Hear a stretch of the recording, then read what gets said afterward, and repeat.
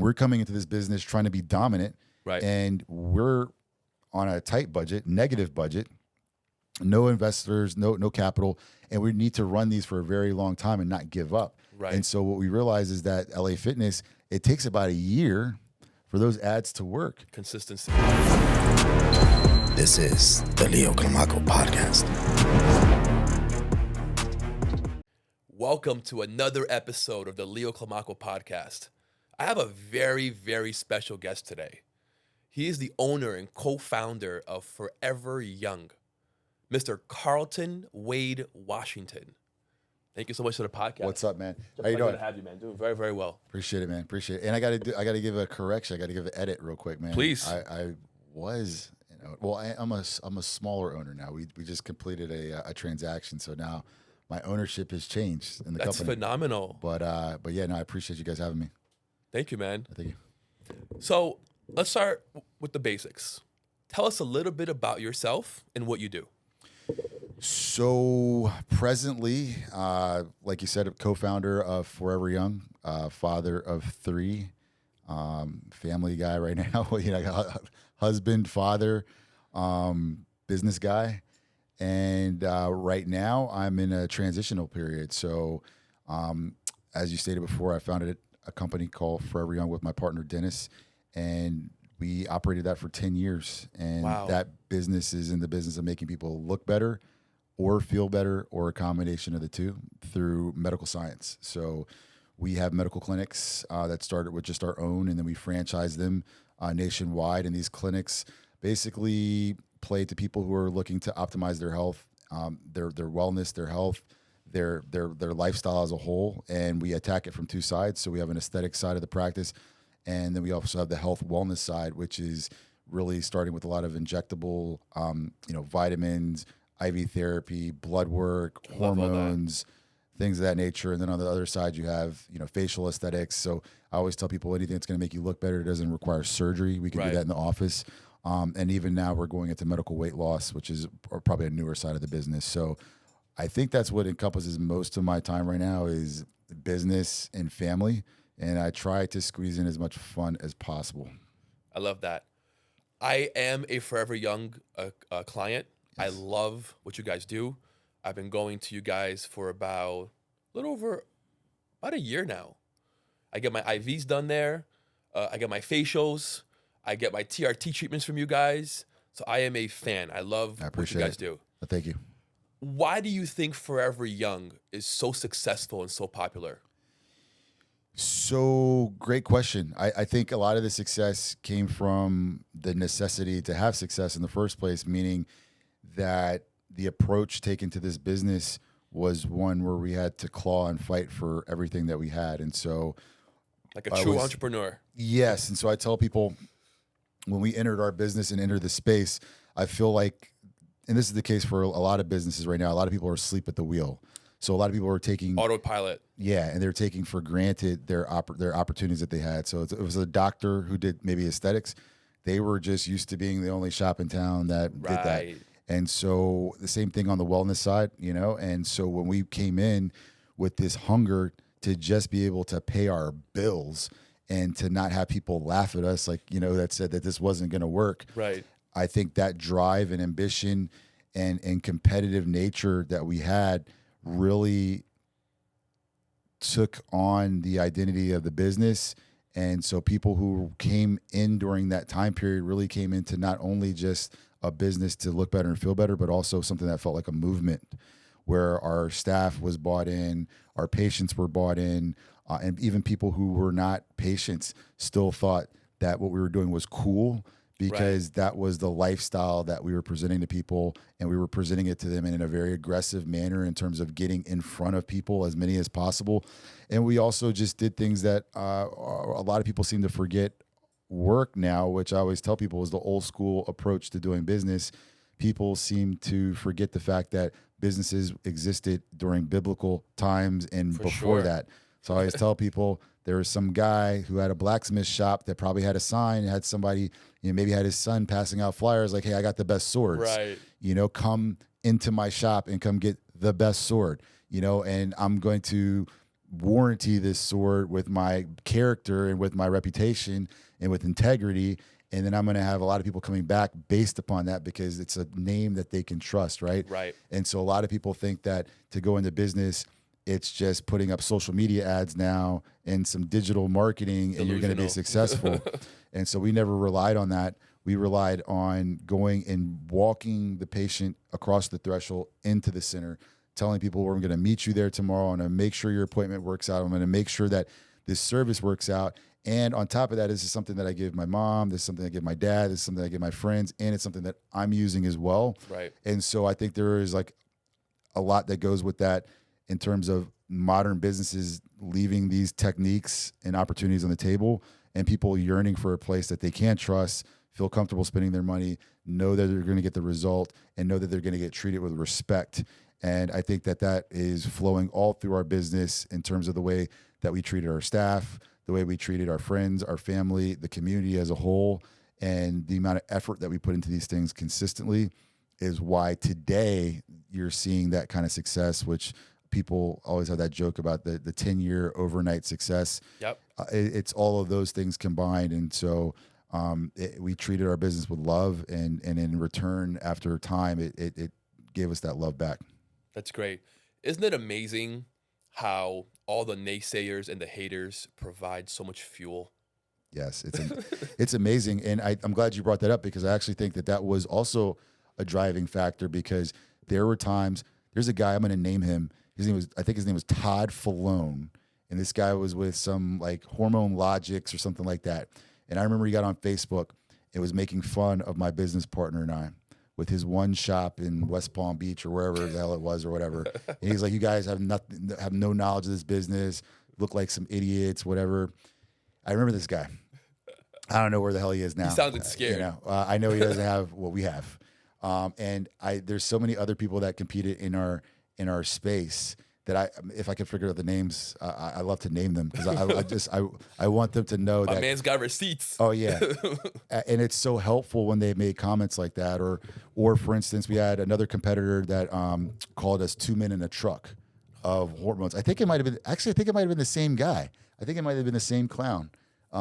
He called us 2 men in a truck. It's basically supposed to be a derogatory statement that we were like, the cheap idiots, 2 idiots, Back into truck, this business. Exactly. Yeah. Yep. And so I thought it was funny because we actually had a digital truck at the time, and we also had a really old Infiniti truck.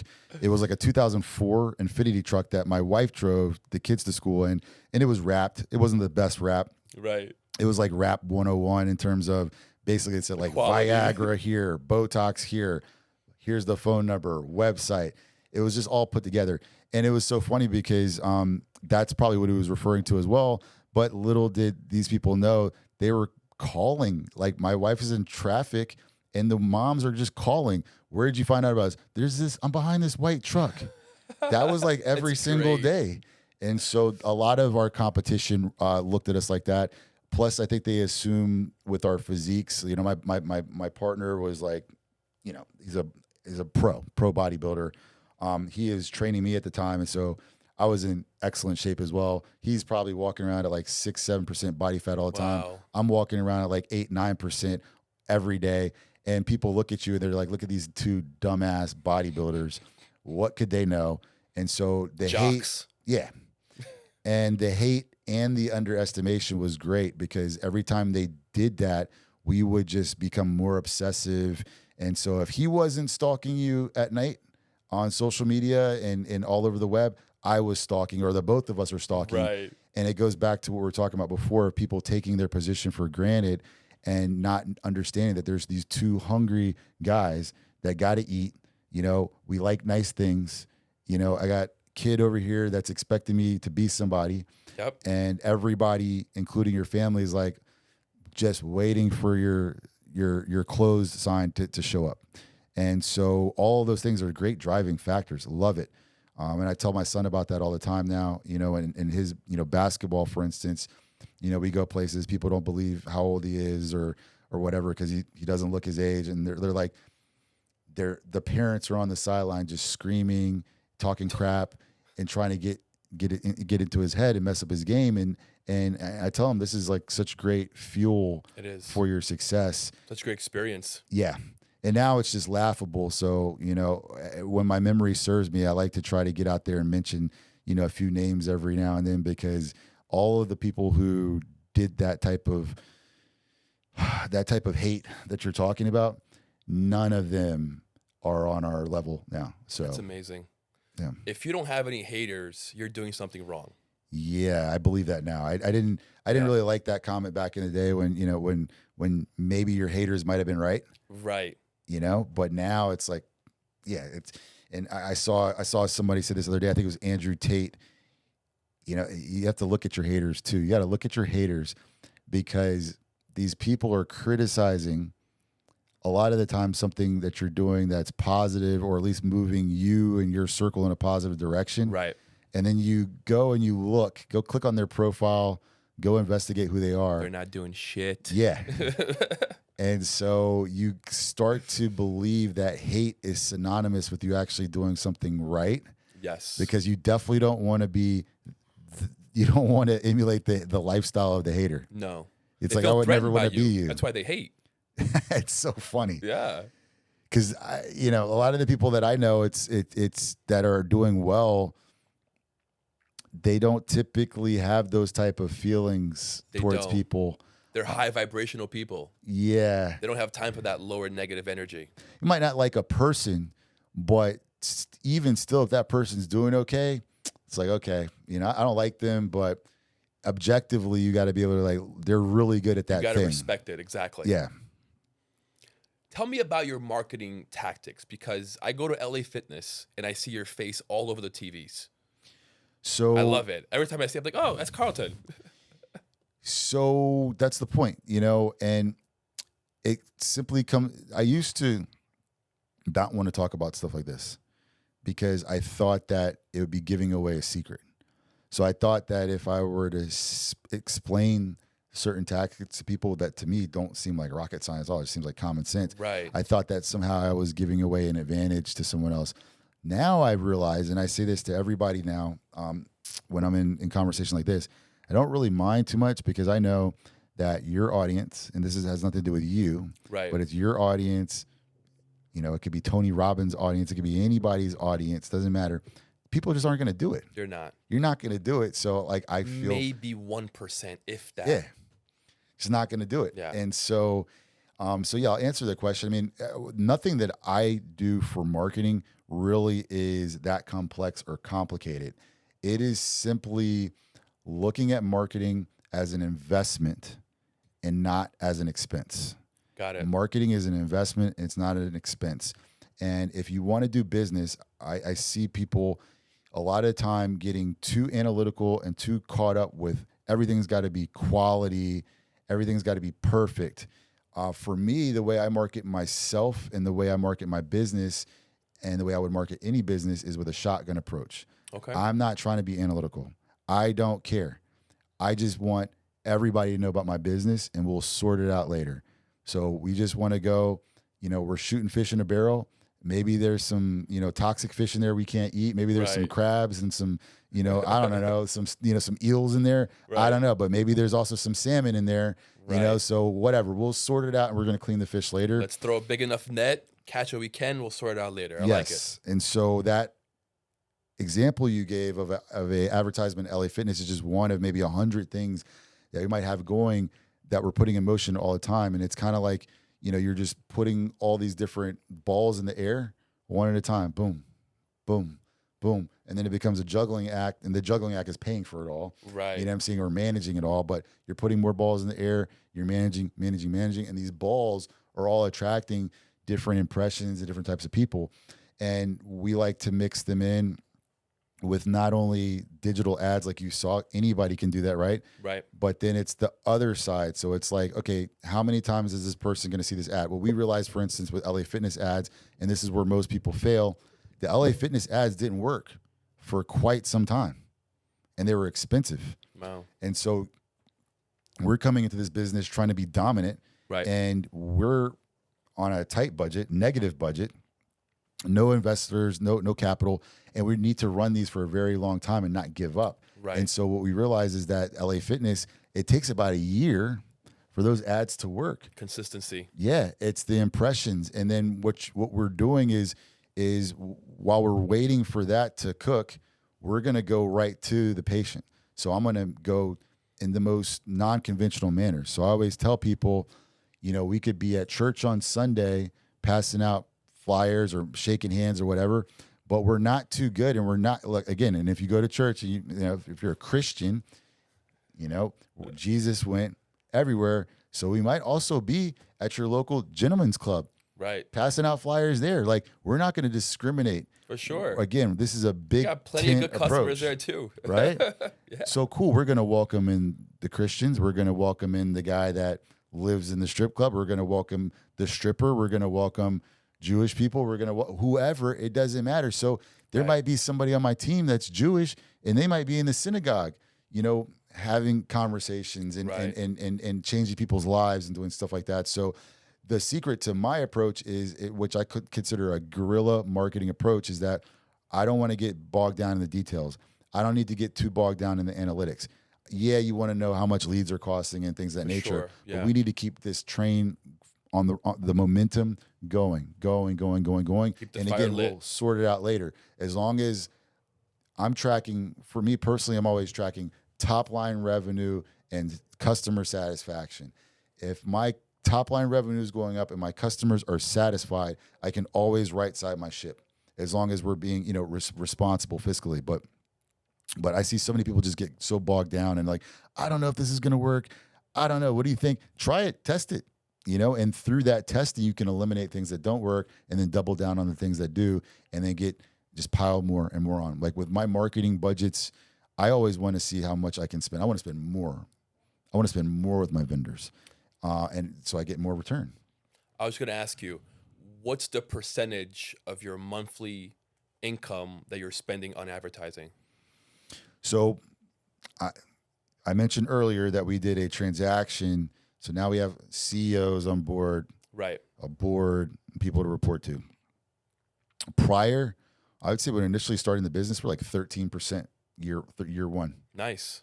13%, probably 13 to 14%, and probably rode that 13 to 14% for quite some time. And then as things got a little bit easier and a little bit more efficient, then we're probably back down to about 10%. Okay. And then I got a challenge as we went into franchise development. I got a challenge from the franchise developer, and they were like, "Can you get this down to 8 or 9?" I was like, "Oh my God, 8 or 9." And so we got down to about 8 or 9. Now, with the new pressures of private equity, they want to be at like 6 or 7. Wow. Yeah, and that's a point of contention for me. I don't They're trying to believe in run it. lean, huh? Yeah, I don't believe in it. I don't think it's going to work. I don't believe in operating that way. But hey, got to do what they want, right? Yeah.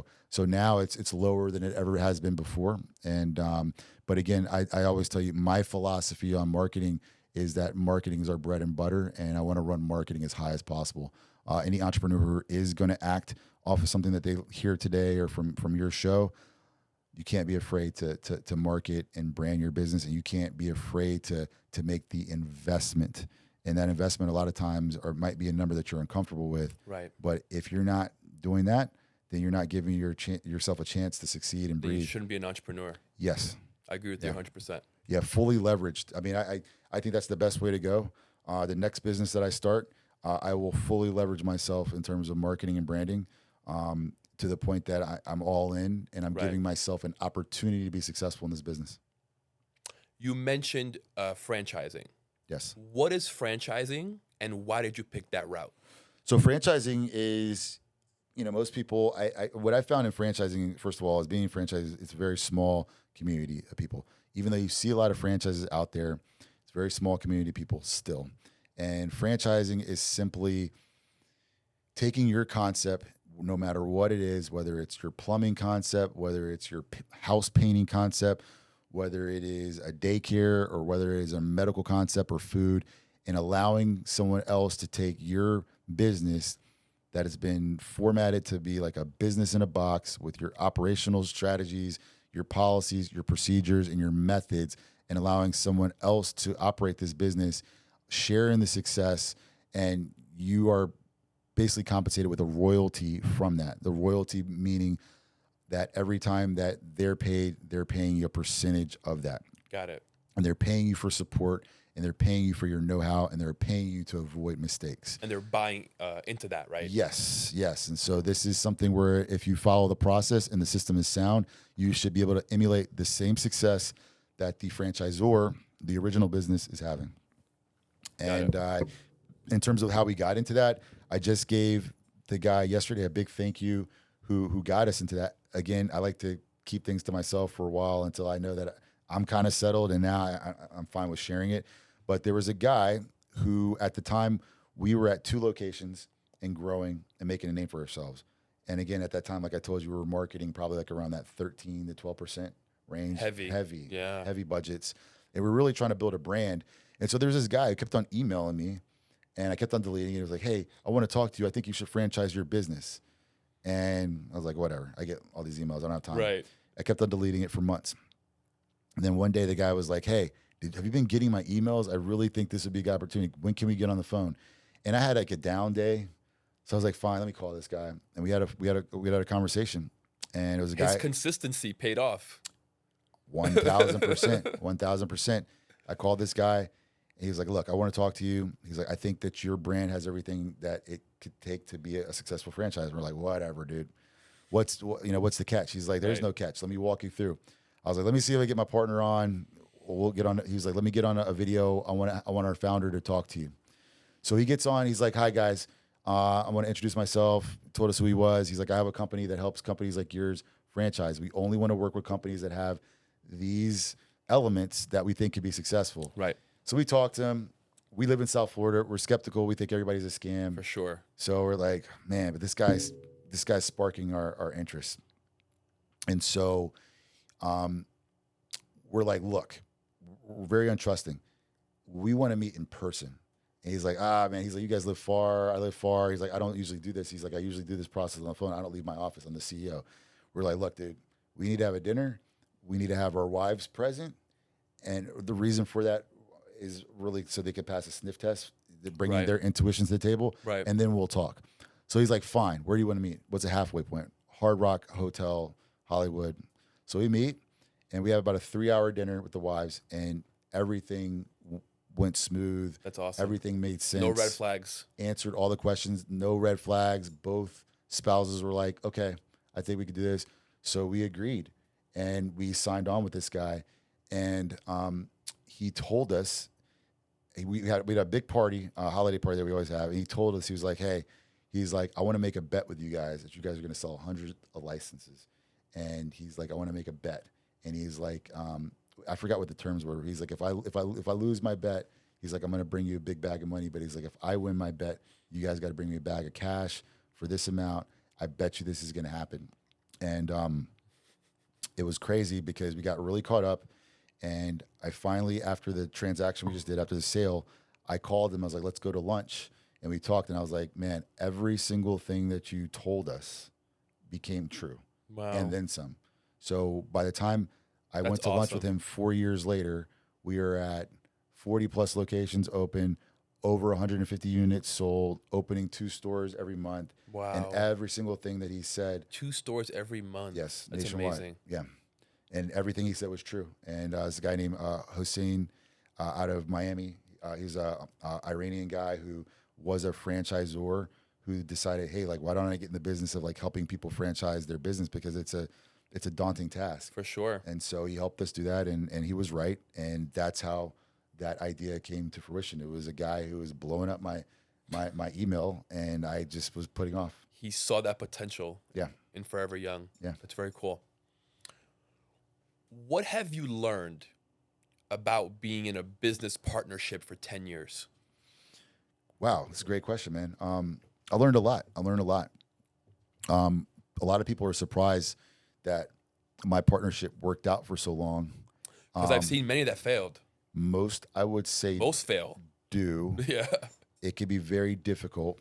People have told me and us that the reason why we were able to stick out a 10-year partnership was because we were completely opposite. Okay. Yin and yang. Completely opposite, yes. You guys connected each other. Yes. So that is something that people said that It's like came a together marriage. to work. Yeah. Let's be real, right? And I think also a certain level of respect. I think we were both raised with a certain level of respect. I think that helps. So like we both had, our parents who raised us to a certain degree, Right. who raised us to a certain level of respect. I am not a hyper religious person per se, but I am a spiritual person. I do have faith, and I was brought into that faith, by Christianity, and so it was interesting. At the time when I met my partner, we were strangers. That helped as well because there's no preconceived judgments. Like I Right. didn't know him in his past life. He didn't know me in my past life, so that's not how we were seeing each other. How'd you guys meet? And we met at I was looking to do a bodybuilding competition. I just moved to South Florida, and so I was just asking who the best person was to help me, and I was referred to him. Got it. And so, but the other thing that I was alluding to in terms of the religious part was we also found out that we happened to actually go to the same church as well, and we were both into bodybuilding. And so, like the reason I bring up the church is because while we were building our business, a lot of principles were being instilled every week, and we were going every week because we were going through hell. And so every week we would go and we would get a lesson, and I think we would apply it to the business at all the right times where things might have been able to go left or right. On top of that, I would say also our wives probably kept us pretty cool on certain subjects as well because we're both men and probably like really like, and we're on testosterone, Right. So I think that keeping in line with just like Help you stay preserving- balanced. Yeah, the balance of preserving what we have and not messing that up, I think was important. But I think the number one factor that was important in a partnership, in any partnership, and this is something that I don't think most people can really acknowledge this because most people aren't insightful enough and honest enough with themselves to know whether or not they're really capable of being honest in a Right. business partnership. And the reason I say that is because I'm talking about integrity and honesty when no one is around at all and a million things are happening at one time. And I always Right. talk about this, that, I handle the finances for our business.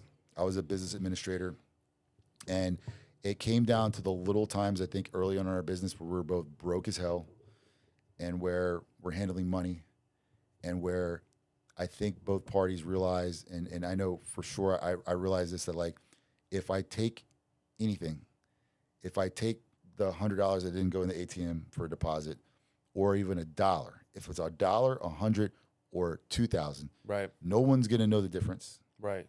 He wouldn't have known the difference. Nobody, right? But the difference, if I stole that, the universe knows the difference. However you want to look at it, whatever your belief system is, knows the difference. For sure. And I think that knowing the impact that could have had on the business, because if someone finds that you're stealing, if someone finds out that you lied, or also if someone finds out that you are talking about them behind their back, It's a very right? big one. Yes. That's over. The business is over. Oh, yeah. It's over. And so I would say those were things that we were able to manage because my rule was always do not talk to me about my business partner ever. So go around a friend, somebody out in public, be like, oh man, what's up with your partner, blah, blah, blah. So I'm not talking about this. I'm just not talking about it. Right. Because you're trying to You're setting high puncture standards. the integrity of For my sure. business. If we go to the ATM and $1 doesn't go in, I'd rather give him the $1 doesn't go in and safeguard my integrity, even though he doesn't know. Right. Right?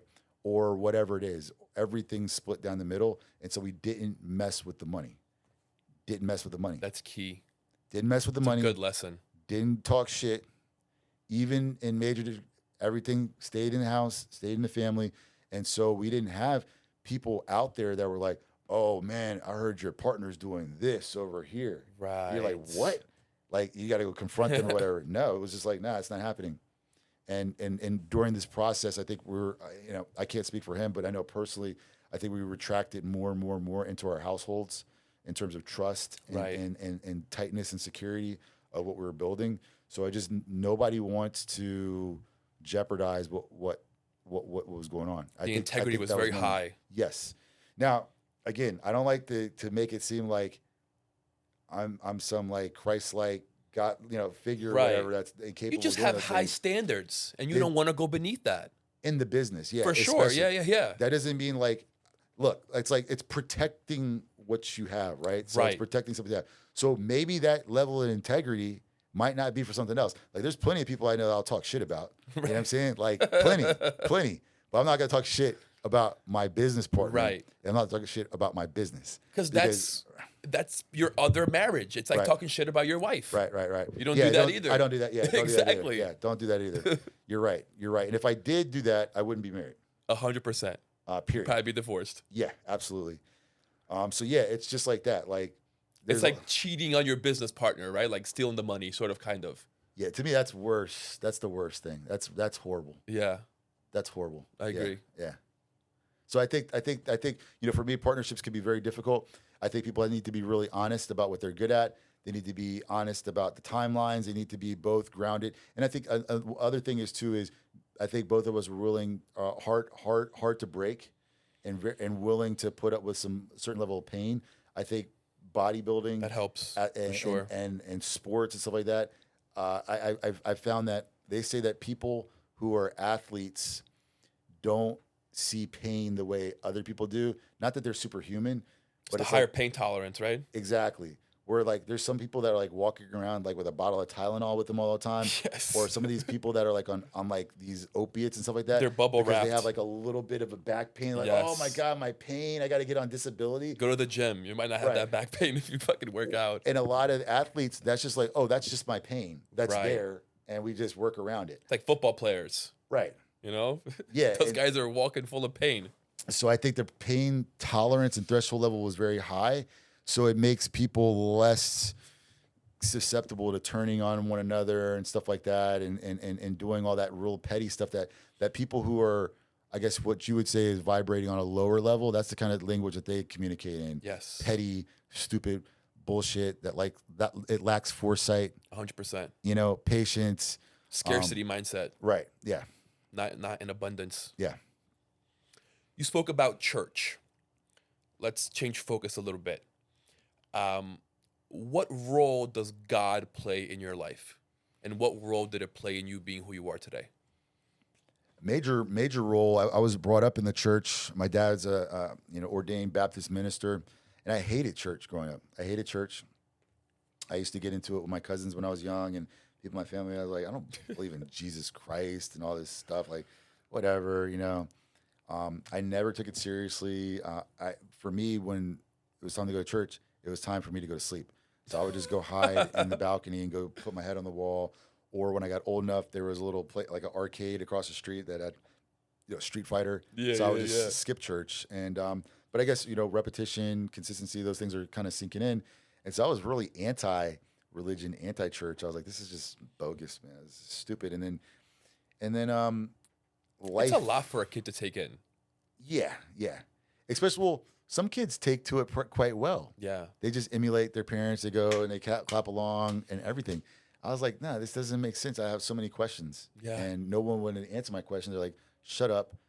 Jesus is this. That's it.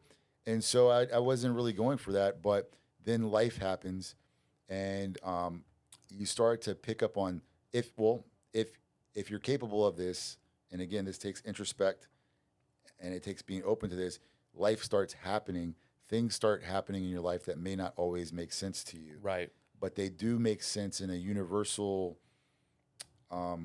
spiritual type of mindset, I guess, if that makes sense. And so it does. When I started seeing things happening in my life and things not adding up, like, okay, you just did something. Like, for instance, I always tell people I didn't really have a conscience until I was like 26, 27 years old. No. So I had times where I would steal something. I stole something. This happened multiple times. And I would get retribution on myself in the equivalent amount or pain, whatever it is. It cost me that and some any time I did an act. Literally, boom. like getting struck by lightning. Like self-sabotage. Every time, boom. You did something that was low integrity. You did something to harm someone. You stole, which, and I keep on bringing up theft. There's something about theft that is like the highest violation I agree. of whatever you want to call it. It's dishonest. Yeah. And so I noticed that anytime I was doing certain things, there was a consequence to it that had nothing to do with like law, for instance. Something. It was just a really bad consequence. And Right. and so then I started going back to some churches with my friends, and I was like, wow, this stuff that they're talking about is actually like happening to me. Kind of makes sense. And over, yeah, and over again. And so and then I said, you know what? Let me try to follow some of these things that they're talking. Let me just see what happens. Right. Let me see what happens. Let me see what happens if I like start tithing.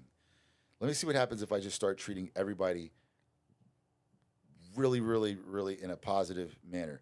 Let me see what happens if I stop being like lazy and like just these little habits. Yeah. It's like, let me just try. They And then- call that your coming to Jesus moment. Yeah, well, I had many of them before, but they never worked. And so I just decided to try these things, and I was like, oh my God, like, it worked. Like, oh my God, like, I was tithing, and I'm giving, and I'm volunteering, and now these like weird things are coming my way, these opportunities, and like everything is going up for me. And so it didn't make me into a perfect person. Right. And it didn't make me into a perfect Christian. And it didn't make me into a Christian who thinks that Jews are going to hell, or that Muslims are going to hell, or that Native Americans, belief systems are not. I don't believe Right. that. What it did is it brought me into an understanding of another dimension, which is our spiritual reference that we're talking about. I know And exactly what to you mean. believe that I do believe it, that there's a God. And so the God part plays out in every aspect of my life in almost a magical way, if I were to write it down. I mean, sometimes I feel like when I'm really at my best and really doing, aligning with some of these biblical principles, which is not all I the time. love that word, aligning. But when they're aligned, magic happens. And I think that a lot of people try to explain these things in many different ways, but miracles do happen all the time. Oh, yeah. But it really comes, I think, with a deep understanding of these things and a deep belief, faith. Deep. Deep, yeah. And people try to make light of it, and you always They see- don't get it. They don't get, yeah. And again, it's not to say that you're superior, that you have a superior understanding. No, you just get it and they don't, Yes. And hopefully more people can get it, but I think in order to get it, you have to not be afraid to get it. And what I see most of the time is people block their blessings and they block higher understanding because in order to get to that point, you have to submit. You have to submit Yes, you to do. a process. And to your truth. Yes, exactly. That's key. And so, great point. So, the accountability that requires is very painful at first because you have to be willing to say to yourself, like, you're on some bullshit. Yes. You keep doing stupid stuff and you keep on getting stupid results. Maybe you're stupid and maybe you need to stop being stupid. And then maybe this is true, maybe it's not. But if you accept this, and usually it's someone else teaching you this who learned this the hard way. Right. If you accept ultimate accountability, so even when maybe it's not your fault, somehow, some way, it's your fault that you were around it. No matter what happened, it's your fault, whether it's good or it's bad. When you start taking that kind of ownership, then everything starts to change. Point the finger towards you, not out. Yes, and it's hard to do. It is. But it solves your problems a lot quicker when you're like, because back in the day, I'm gonna assume maybe you were like this, and everybody has to go through this. Back in the day, you want to like break some furniture, or you want to I've broken plenty. find somebody, right? Yeah. And you're like, you did this to me, or the car salesman that like hustled you into that car, Right. Or the financial advisor that picked all those wrong. You're like, you did this to me. No, you did that, bro. You did signed that. it, bro. Yeah. You could have read it. Now there's scumbag, For sure. there's scammers, For sure. but bro, it's still your fault. Next time, just go ahead. It's over now. Yeah. Next time, what are we going to do? We're going to do more due diligence. We're going to ask different questions. We're going to move smarter. And if you do, this will never happen again. And if you don't, you didn't learn your lesson. And so, And you need it to happen again so you can learn it. unfortunately, yes. Unfortunately, yes. And so that's what's required in a lot of things. And I think, that's where faith comes in. And that's the other thing that people don't understand. I didn't understand it until I learned it, that you have to have a certain level of faith. And that's, again, why people won't do this, because in order for you to have faith, many of the things that you want require the same energy as literally base jumping off a cliff. Yes. It's the same concept, and it triggers the same fears. It's about and anxiety. letting go and having faith. Yes. 100%. Have you done it, base jumping? I've skydived. So have I I. would not base jump. No. Me too. But it requires that. And even now, I haven't gone back again. And it's because that muscle right there, it's weak, that the faith in that, like, I'm scared. Yeah, me too. I'm scared to go back. And so, but I admit it. But there's other things that I'm not scared at. And when I've done my due diligence on something, on making an investment or doing something, whether it's my family or whatever it is, I take it to a point where I said, I've done all I can do. And now here comes the faith. It's in God's hands now. I couldn't have done any better. And it's so hard to do that. Because as human beings, we want to control everything, and just to be able to control what you can and what you can't control, put it in God's hands. It's so difficult, but necessary. Yeah, it's difficult, but necessary and possible. And a lot of the time, what I've learned is when you're dealing with these things, I just go into deep, deep prayer. And so I will go and cut off all the lights and lay in my bed, and I will pray myself to sleep on the worst days, the worst nights with the worst possible outcomes, really big threats on the horizon, and I'll just pray myself to sleep. And then I'll wake up and I'll do it some more. And I'll do it some more to the point that I'm open to whatever happens. And whatever happens. Do you feel like you get the answers that you're looking for by doing that? Not in the time that you want, but yes. And it's perspective as well. Right. And that's where all these concepts that are cliche now. Every podcast got somebody talking about gratitude. Every podcast got somebody talking about all these things. It's the combination of all these things, though, because the perspective of someone who's really, really accountable, the perspective of someone who's got a great deal of faith to the point that they're willing to test it, and then the perspective of somebody who's also able to count backwards in terms of their gratefulness and their gratitude, meaning that all these things are related. And so you have this big problem or this big thing that you're afraid of. What's the worst that can happen? In order to get to that answer, let's count backwards. My fingers are working. My toes are working. I can walk upstairs. I can remember things. I can breathe. I don't have any major health issues. What's the worst that can happen here? And thank God that I have all these things. As I pick up my Facebook and see another one of my classmates died or whatever, like, wow, you know what? Wow. Maybe this isn't so bad, and maybe it's all going to work out. And if it doesn't, I still have these fingers and feet and all this stuff, and all these people don't. Right. I can go and use it. So just calm yourself, trust the process, and then put it in God's hands, right? Have you done everything that you're supposed to do? Yes. Is there anything else you can do? You made all the phone calls. You've invited all the people. Whatever it is, all right, you've done the best you can. And then so you're checking off these boxes that should allow you to move like this. Yes. That's so powerful. It really is. Because it allows you to work on what's on your plate, and what's not, let it go. Yeah. And let life work itself out. Which is hard. And very extremely. And I'm not going to lie to you and say I'm not a person that I have a great, my wife helps me a lot with this, because I have to remind myself of these things all the time and self-correct because it's very difficult, Yeah. But the most difficult thing about all of this is this, and some people understand this, some people don't. You learn this the hard way as well.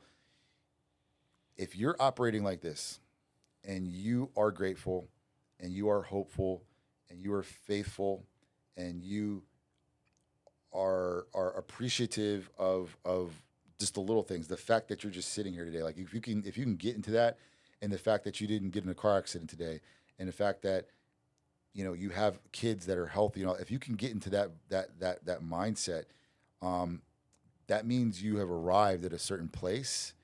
And the most dangerous thing to that is to be around and be in an environment full of people who don't have that understanding. I agree. Because what happens is, not by any fault of their own, you have to remove some of that in order to communicate with them. It's dead weight. Yeah. And their values, no matter what, start to rub off on you. And so you start to forget a little bit of that and be more comfortable, be more lax. And then next thing you know, you've forgotten these things, have to relearn them at best. And you've lowered your standards. Yes. So that's the hardest part. And I think that's also a hard part, going back to partnership, is if you're going to be in a partnership, whether it's your marriage, friendships, or whatever, this kind of level of understanding has to be there as you grow, or you will grow apart. 100%. 100%. I agree. What does it mean to you to be a dad, to be a father? Well, great question. As my son's sitting here in the background, to be a father, it's maximum accountability, extreme accountability, extreme level of selflessness, accountability, pride. I have a great deal of. I didn't realize this because I kind of looked at like being an older guy with kids and married. I was like, that's corny, man. Even sometimes I still look at that as corny. I'm like, that's you. Yeah. You know what I'm saying? Sometimes I forget I have 3 kids. I'm like, I make fun of people that got 3 kids. I'm like, oh crap, I have 3 kids. Like, who would do that?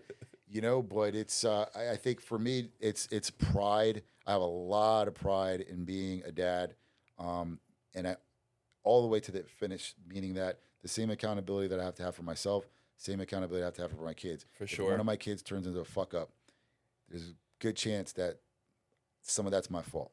Yeah. And so I'm really accountable to that. I have a great deal of pride in what my kids do. So when I see my kids doing something that's positive, the first thing that comes to mind is just pride, accountability, responsibility, long-term responsibility, and also expense. The kids are really expensive. I encourage people now not to have children more than any other time in history unless they're truly, truly ready for it. Because even though I guess you have me here because people think that I'm like a successful entrepreneur, bro, it's still like astronomically expensive, and I do not know how. And I don't think consciously anybody would sign up for that. I tell my son all the time, like, you screw up, dude, I'm coming for your ass because, bro, you're my Lamborghini, Ferrari, condo on the ocean payment, bro. Yes. You know what I'm saying? Like that, you're all of that, that's you. All of you guys, that's you. And so you better be something. If not, I will have maximum resentment too, because as a parent, if we're giving our kids all the tools and we're guiding them right, there's no reason, God willing, that they should not be able to take that and level up and do better. And I agree. That's what my parents did for me, and that's what my wife's parents did for her. We're both in higher positions than them, and I would expect the same. And so it's a long-term commitment. It is a long-term challenge, extremely challenging. But I can also see on the other side, that if you're successful as a parent, it can probably be the most rewarding thing in the world. Oh, yeah. Because things start to become more meaningless as we get older. Yes. And so Material things, right? Yeah, absolutely. So, I mean, that's what it brings up to me. But I think about pride. I'm very, very prideful with my children, and but I also believe they're the reason why I have all gray hairs coming out, because it's very stressful. It's very easy to go to bed at night when you're not worried about nothing. You're not worried about where your kid is at. Did someone get home on time? Right. School shootings, whatever, news. You're just like, oh my God. Like, when you take away all that stress, like, it's a different life. Life's easier. Yeah. Yeah. I get it. I don't think I'd have it any other way. And I'm very proud father. And it's weird because now I'm that guy. I'm like that dad. And I thought that was kind of like just, I don't know. I didn't think that was going to be my life. I thought it was going to be like, entrepreneur life. I was like red Lamborghini, models on boats. I'm balling out of control now. Sold my business. No, I'm going to basketball games, tennis, soccer, church. You know what I'm saying? Recitals, band, whatever. So like that's my life right I think now. it fits you better. Nah, I'm still hanging on. It's way more respectable. Nah, I'm just waiting for them to get old enough so then I can take them on the boats. Yes, for sure. And party. So That's awesome. I was going through your Instagram and I saw that you do a lot of volunteer work with your son also. yeah. What does that mean to you, and how did you get into that? So I started volunteering a long time ago. I always wanted to work when I was in high school. So at Broward County schools. Are you from Broward? No, but I went to high school here. Got it. So I started at South Plantation High.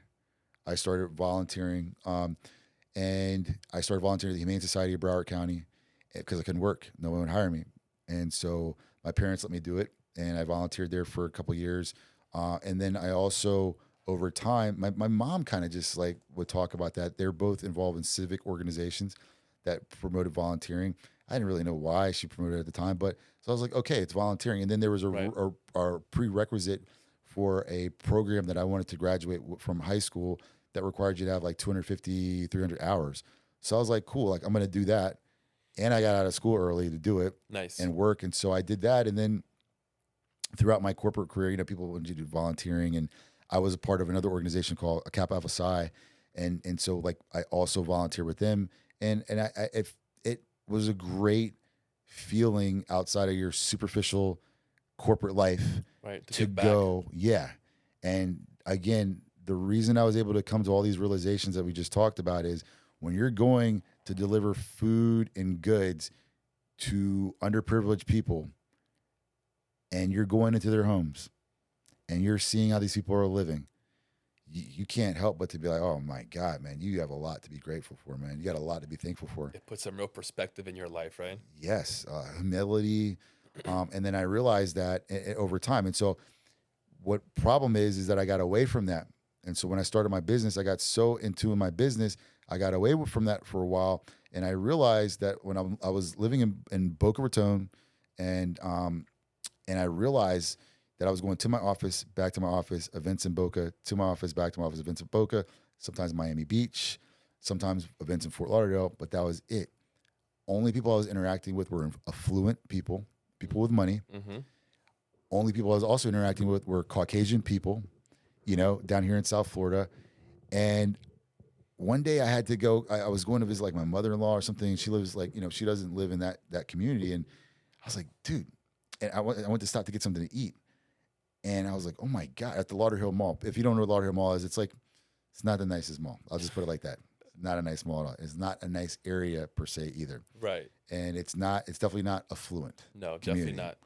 And I was kind of like rattled a little bit, which was weird to me because when I moved to South Florida, I was moving from Southwest Atlanta in like the hood, And so I was like, wait up, this is off-putting to you right now? Yeah. You've been in the bubble way too long.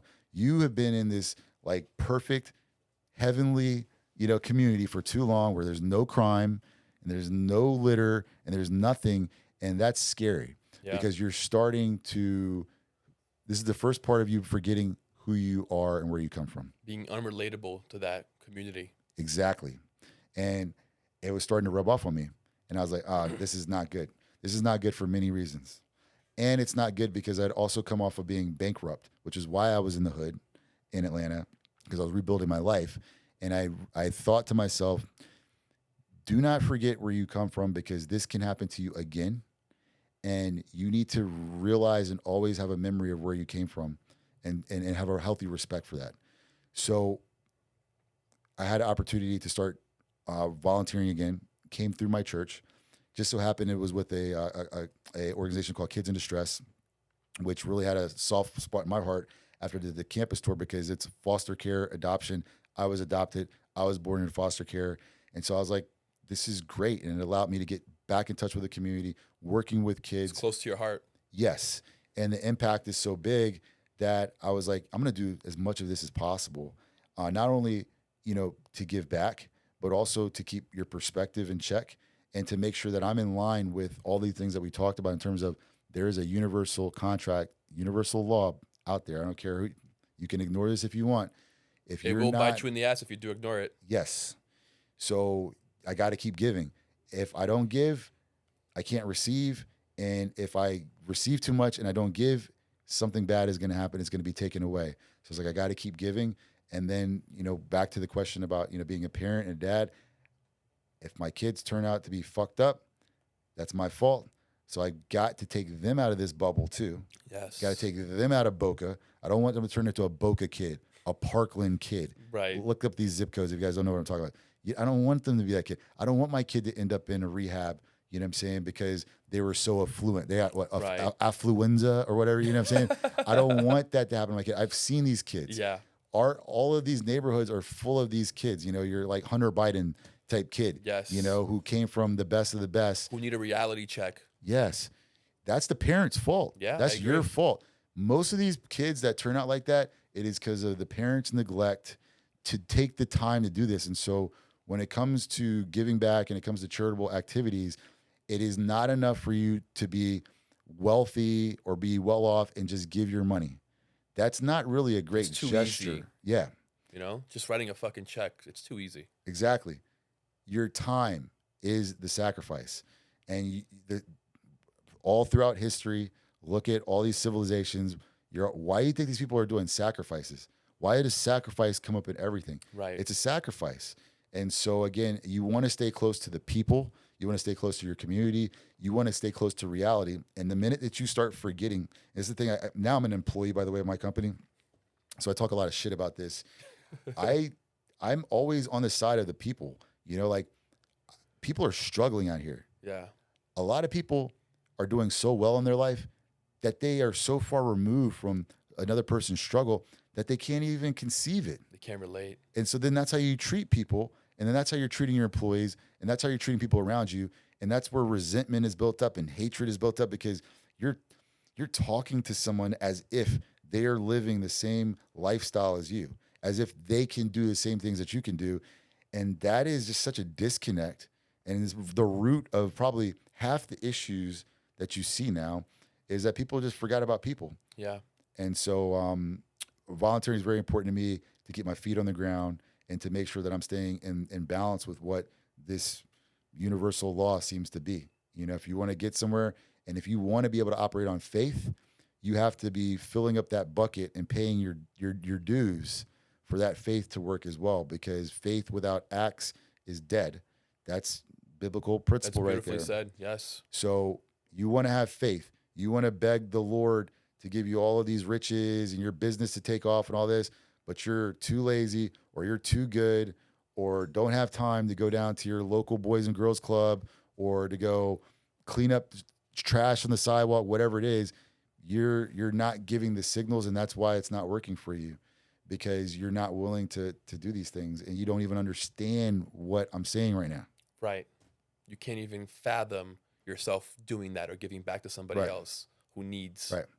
But those same people will also be the first people to come in and declare to you that they're a good person and tell you, but I'm a good person. I'm a good person. Whatever. Anytime someone tells you they're a good person, run. They're not. Yeah. Or yeah. Yeah. If you have to tell me you're a good person or reinforce that, I'm not buying it. Your actions speak way louder than your words. Yeah. And I hope that impacts somebody, because it's so funny to me. Like someone asked me the other day about company events or like or volunteering and all that stuff, and be like, well, why are you doing that stuff all the time? I'm like, bro, I try to invite people out all the time for years to do these things. Bro, you can invite 30 people out to go volunteer on a Saturday. Mind you, these people's income is lower than yours. Right. Mind you, their responsibility, no kids, lower income, tons of energy, young. Yeah. Waking up on a Saturday to go volunteer. Oh man, I got something going on. And then there's something going on is showing up on their story on Instagram, and they're like getting wasted, you know what I'm saying, somewhere. Partying all day. Right. I went to party, but I went to party after the volunteer. Like, come on, yin yang, give, take. Right. And so people don't get this stuff, and getting people to buy into giving back and volunteering is very difficult. Most people won't do it. They'll come up with all these excuses, and then at the same time, they don't realize that their present state, where they are in life, is related to the lack of doing these little small behaviors and Right. activities. They can't see the connection. They can't, yeah. And it's staring them right in their face. Can't do it. So, yeah, that's the volunteering. That's awesome. What is your superpower? And just by talking to you, I can tell that it's the ability for you to realize when a shift is required within you. What do you think your superpower is?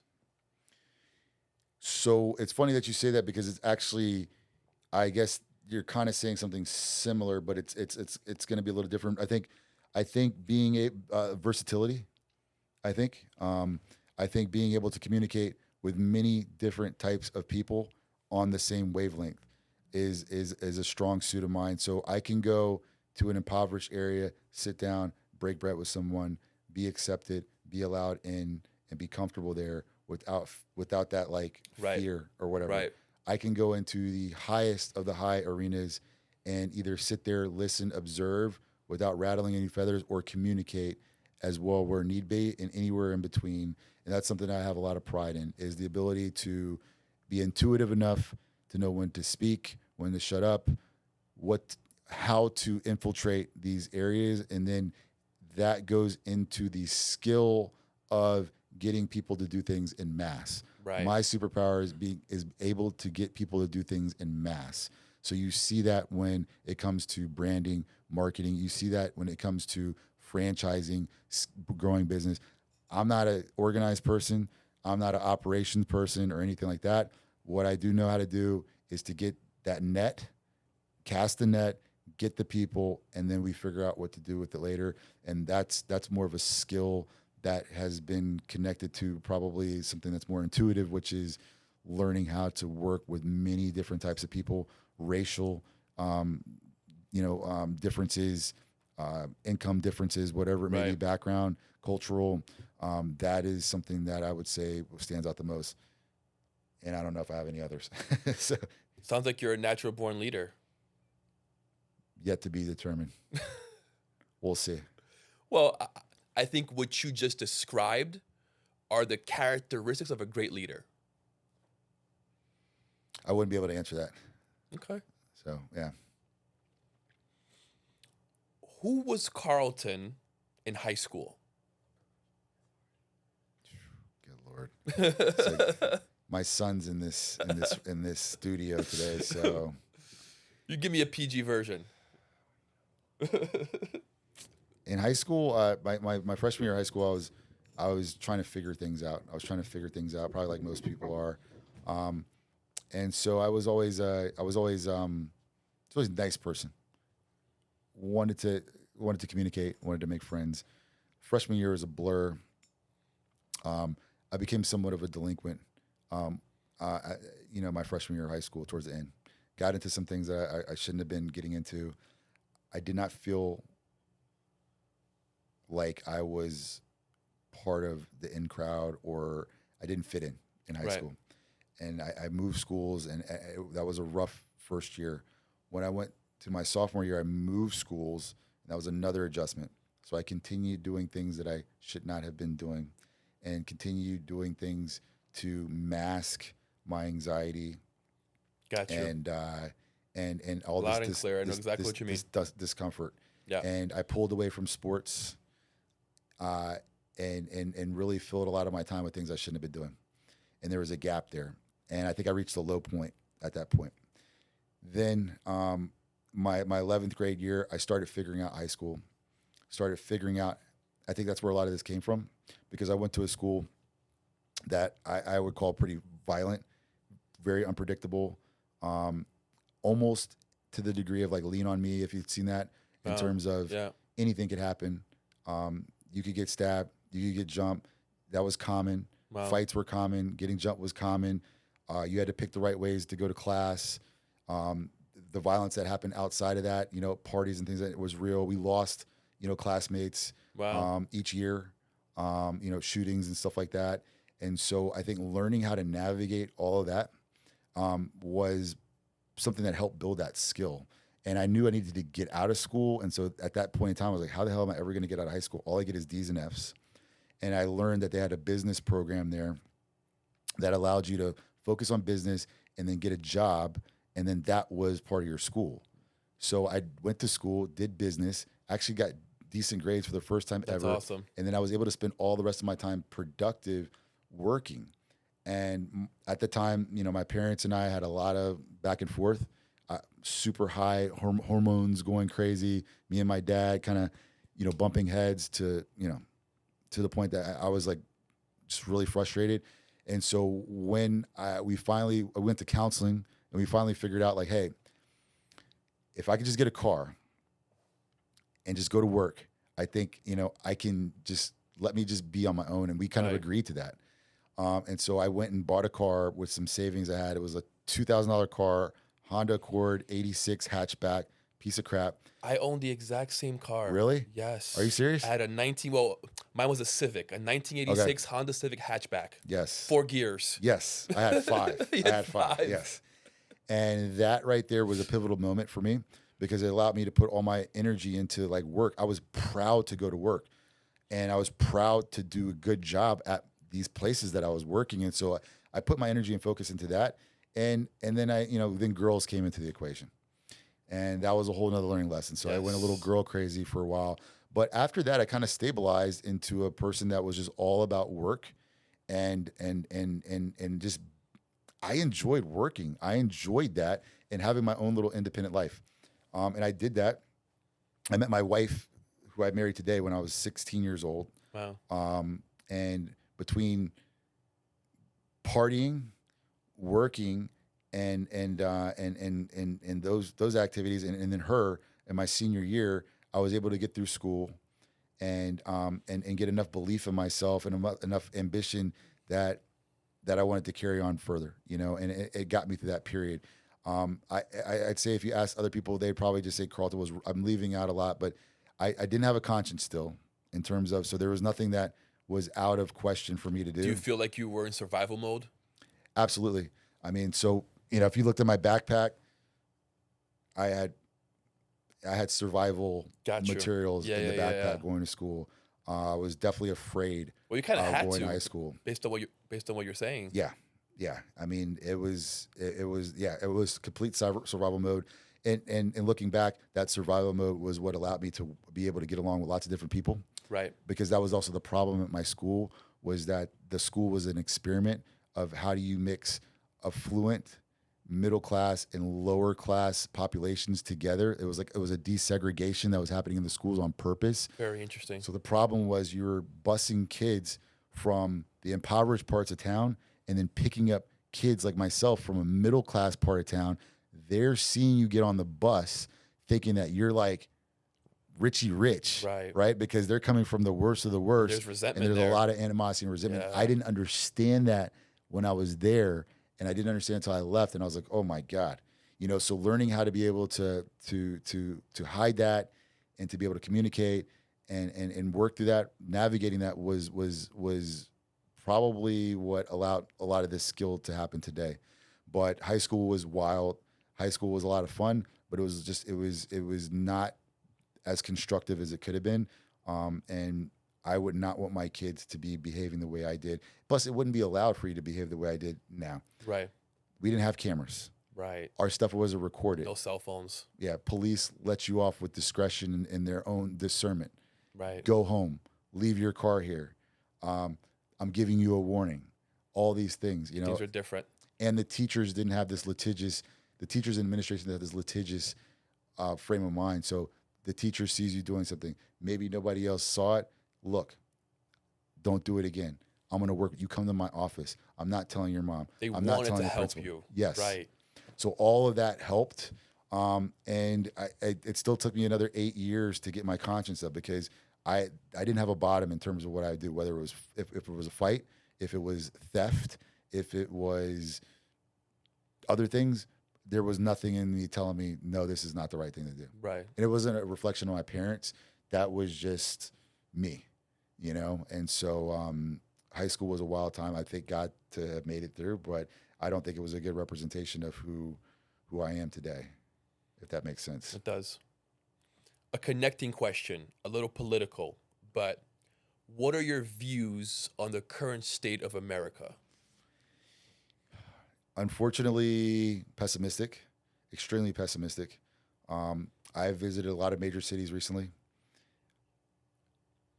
I would debate this with anybody that major United States cities in comparison to cities in other countries Mm-hmm. do not compare. Our cities are starting to feel somewhat third world. I agree. The lawlessness of our cities, and this is not just a political talking point, is evident. The fact that there's so much disparity in terms of financial wealth and Yeah. the lack of wealth Mm-hmm. is a massive problem, especially when you look at compounding. Anybody that knows about compounding interest, you're starting to get, or you're not starting, you're at a point where people with wealth are pulling ahead so fast that they can never be caught up with. And then the people without are losing everything. Right. They can't buy a home. They can't, everything that they do is rental. Their budgets don't add up with any job that they're qualified for.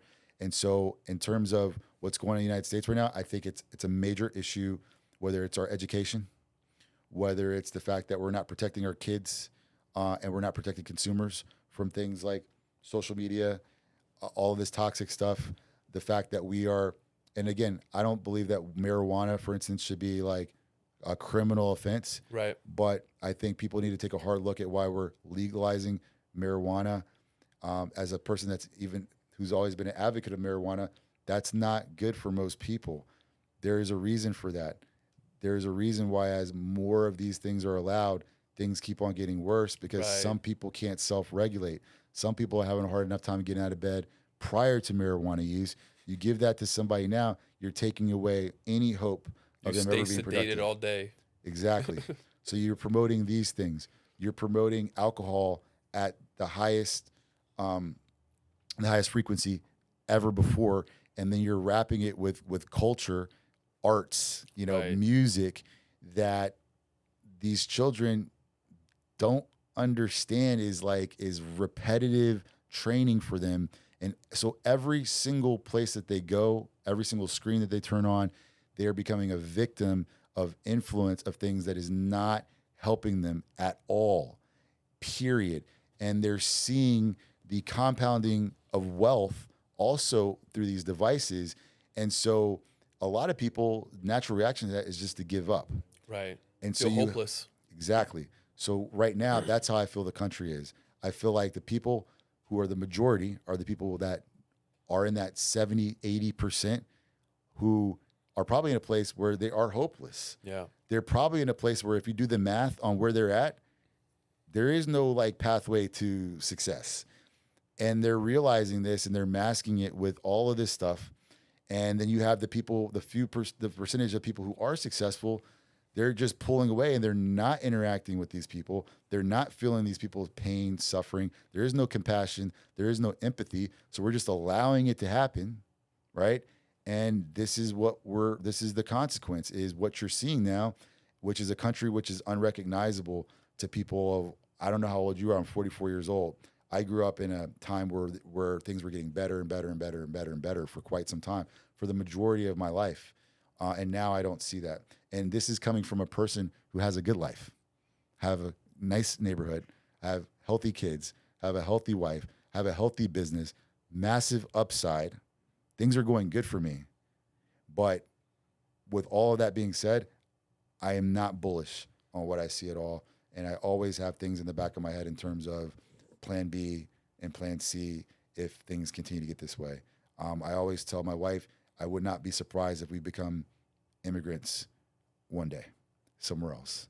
And in the meantime, I like a lot of Americans, if you look, there's a trend to buy land and to evade, basically to get out of these urban areas, to get out of these neighborhoods. And that is something that's heavy on my mind. That's something I've done as well, because I believe that all of this stuff is going to come to a head, and I'm not bullish on it. And I'm not a pessimist either. Again, my life is great. How would you fix it? If you could, how would you fix it? I would fix it with honesty. I would fix it with empathy. I would fix it with addressing things that may be unpopular. I believe in capitalism. I believe in freedom.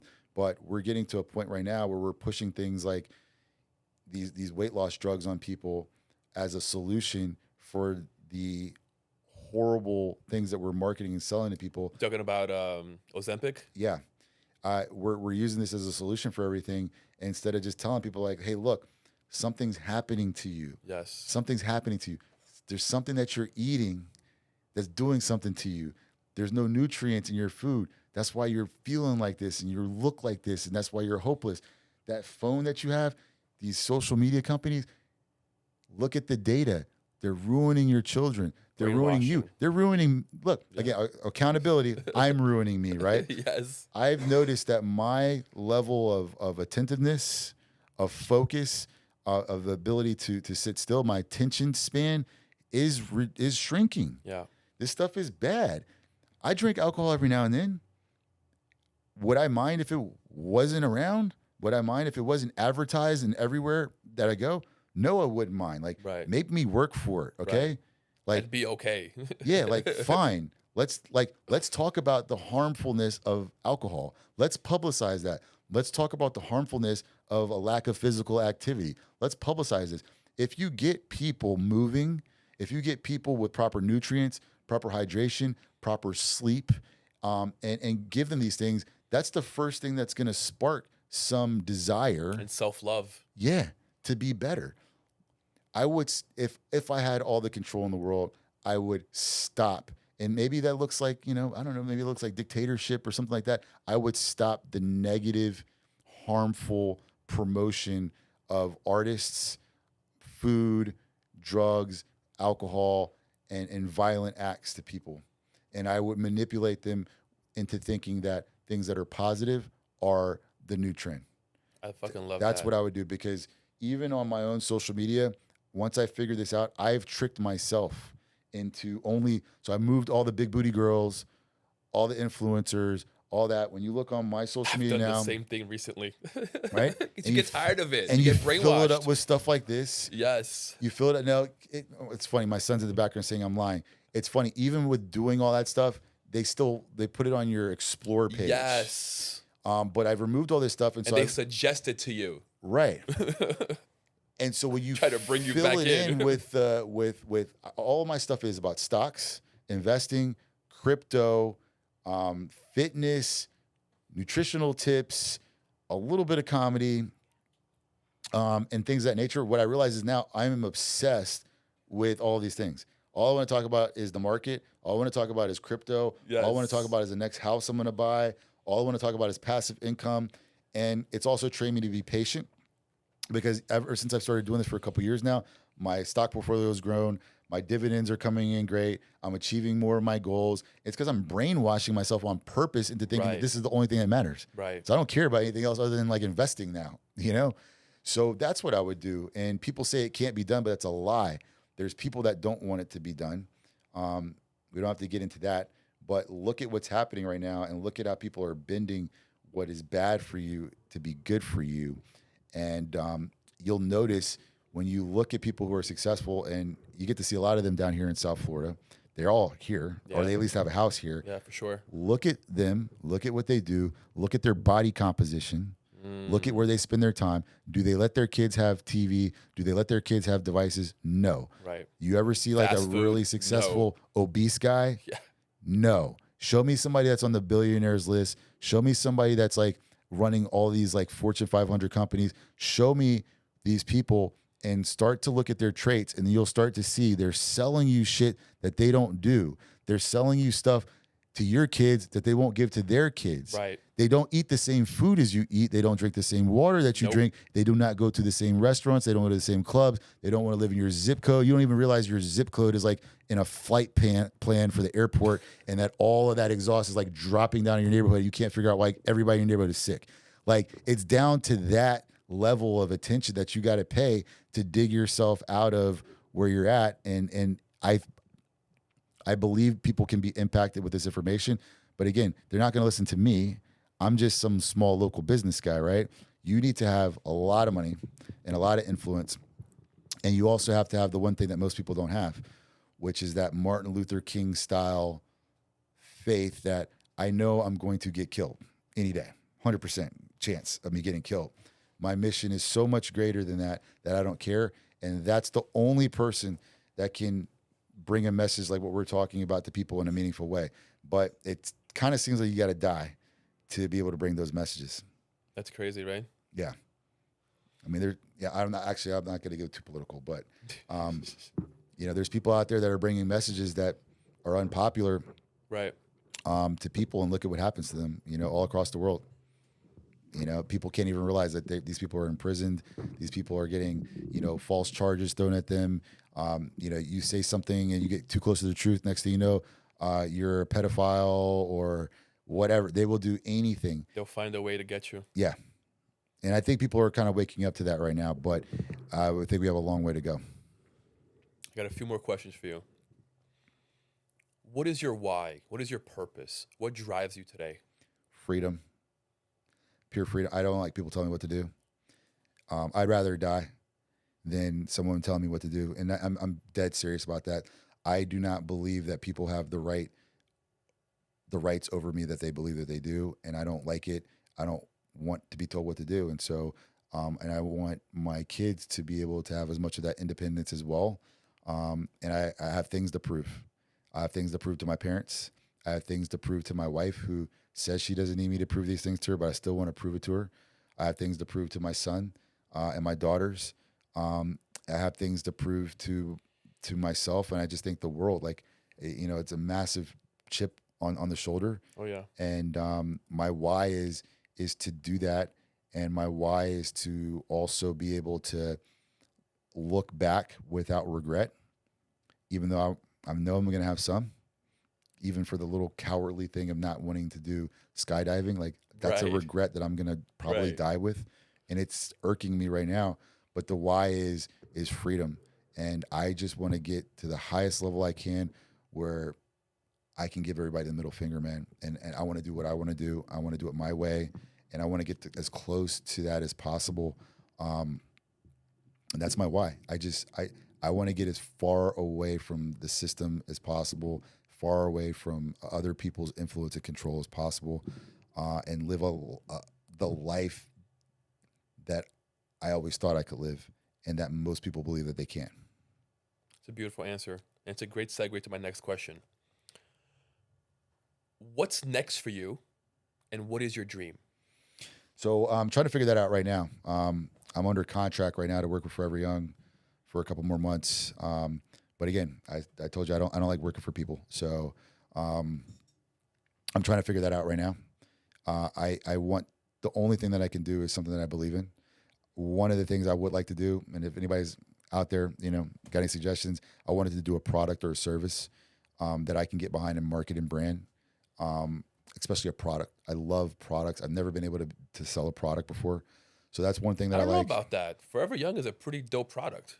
Yeah, but I'm so in love with that process of the guy who creates something in his garage and slaps a label on there. Yeah. I love watching these supplement guys who I've known who go from in the garage to online to distribution. I think it's just such a classic business. Yeah. Just business, just classic business you learn in school. I created this. Yeah. Yeah, I know what you mean. And so I love that. And then in the meantime, I've thought about also consulting, helping people who want to franchise their business, helping people that want to get into franchising as a franchisee, be a franchisee, and helping people, with areas of opportunity in their business. That's something I've thought about as well. That would be self-branding, but I'm leaning towards one of those things. And again, it's got to feel 100% right, because like we said at the beginning of the show, the investment that's going to be put into that is going to be all in. It's not going to be 1 foot in, 1 foot out. It's no, holy crap, where did this come from?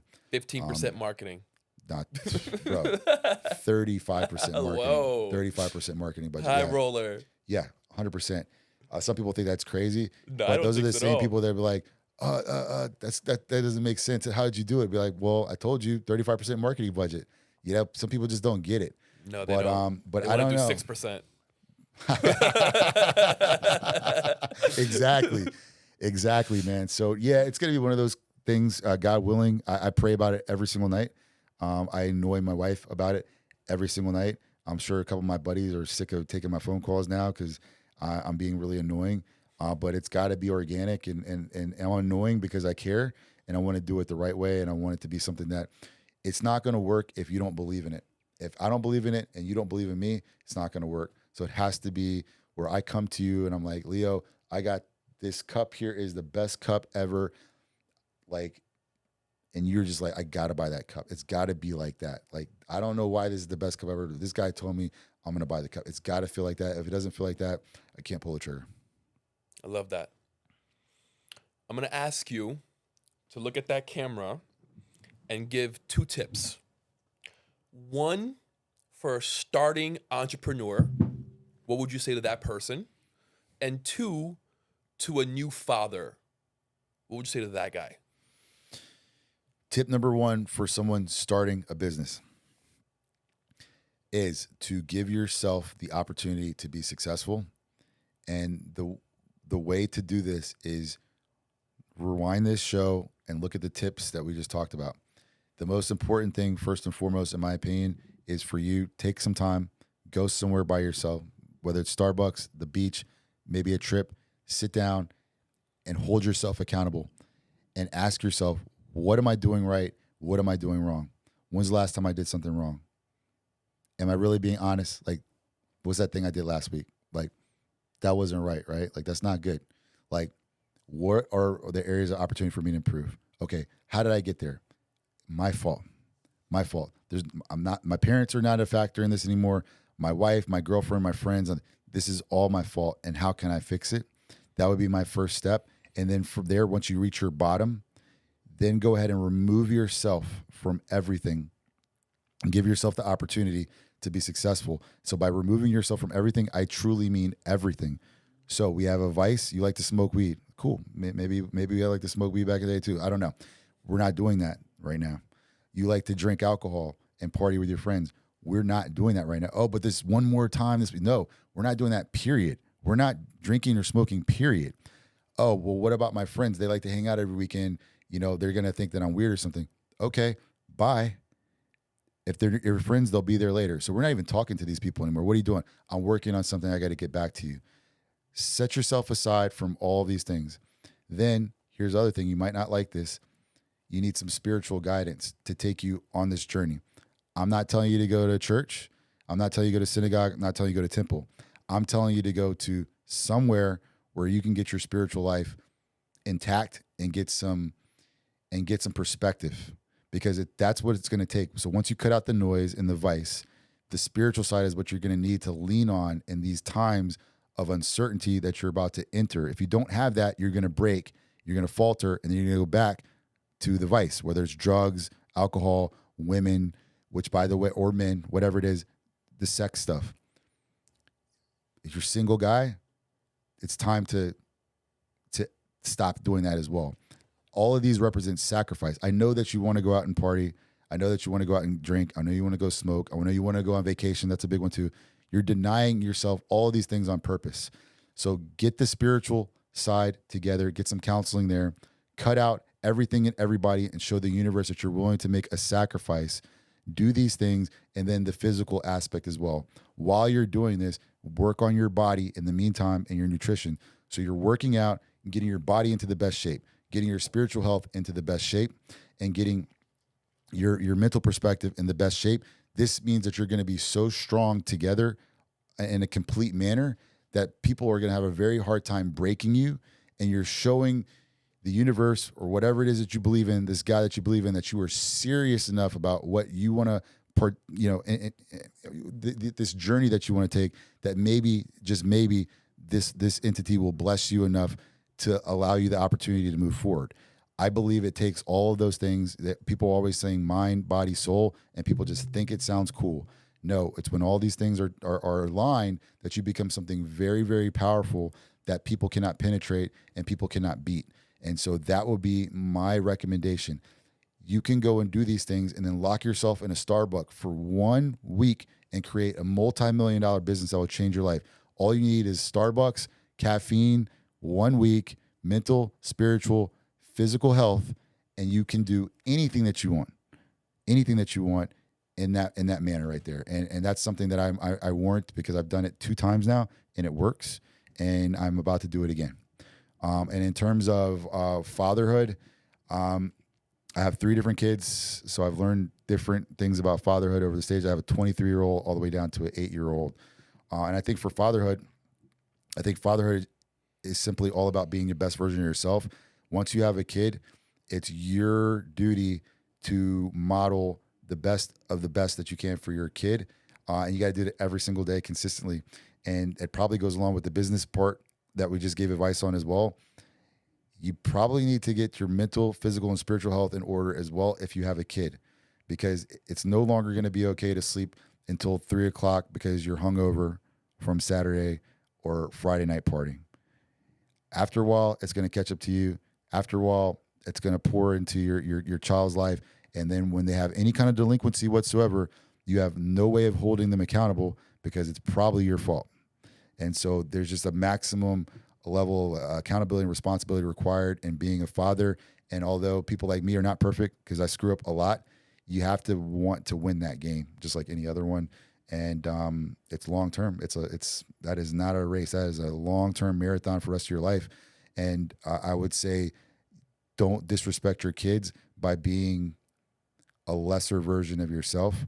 If your kid's being brought up in poverty or in a lower lifestyle because you are a pussy and don't want to take your career to the next level, and you keep on going into that job that you don't like, or you keep on putting off that business because you're so scared that what if you fail, and whatnot, then you're doing a disservice to your children, and you really don't deserve their full respect because you're not showing them what can be, and you're probably robbing them of their opportunity as well because their foresight might be limited based upon what you're presenting to them.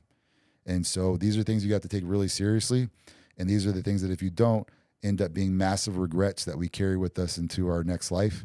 And I believe that is the version of hell that people speak about all the time. It's not that you're going to be burning in fire. It's that you're going to transition into the next stage of your being with this version of hell that you're living in, which is not being your best self and letting everybody down and watching your kids fail in front of you.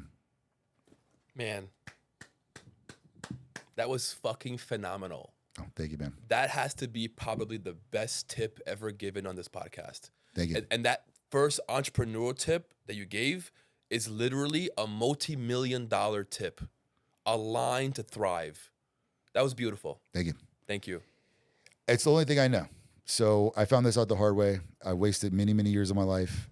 I've done all the things that I'm telling people to not do on this show. I've been at bottoms. I messed up my life. I've been in trouble. I've done things that I'm not proud of. And so these are the solutions to those issues. And once I've learned these things, my life has continued to get better. Not perfect, but it has continued to get better and better. That's beautiful. Carlton, where can the people find you? What's your IG? What's your website? What's your social? So, yeah, appreciate you having me again. And my IG is simply my name. It's CARLTON _ Washington. Actually, it's _ Carlton _ Washington on Instagram. Instagram is what I use as my business card. I interact mostly on Instagram. I am on LinkedIn, Carlton Washington MBA on LinkedIn. My website's not out yet. I'm working on that right now. As far as my present business, though, if you want to figure out how you can look better and feel better and improve your lifestyle, you can check out foreveryoung.com. That's with the number 4, foreveryoung.com. And we're in 15 states. If you want to go try a service, contact me. I'll hook you up where I can with a sample, something just to get you in the door to see what we're talking about. And yeah. I'll make sure to add all those links down below. I appreciate you, man. Carlton, it's been an ultimate pleasure. No, thank you. No, I What a really great conversation. I appreciate it, man. Hope to be back soon, and maybe we'll talk about what's next. 100%. Thank you so much, All right, man. thank you, dude. Guys, that was phenomenal. We just had an amazing conversation with an amazing entrepreneur giving out all the gems. Please click, like, subscribe, and I'll see you guys next time. This is the Leo Climaco Podcast. Bye.